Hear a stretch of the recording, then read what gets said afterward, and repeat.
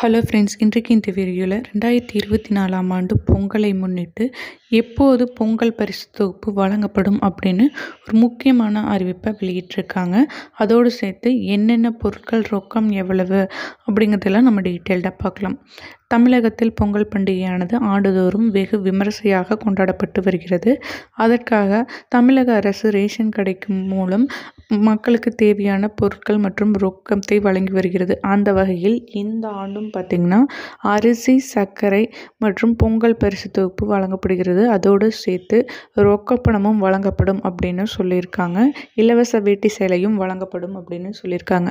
தற்போது பார்த்திங்கன்னா ரேஷன் கடைகள் வழியிலாக வெள்ள நிவாரண நிதியானது 6000 ரூபாய் வழங்கப்பட்டு வருவதால் இது முடிந்தவுடனே 2ஆம் வாரத்தில் அனைவருக்கும் இந்த பொங்கல் பரிசு தொகுப்பானது வழங்கப்படும் அப்படின்னு சொல்லியிருக்காங்க. இந்த ஆண்டு பார்த்திங்கன்னா பொங்கல் பரிசு தொகுப்பு ரொக்கமாக 1000 ரூபாய் அனைத்து ரேஷன் அட்டைதாரர்களுக்கும் வழங்கப்படும் அப்படின்னு சொல்லியிருக்காங்க.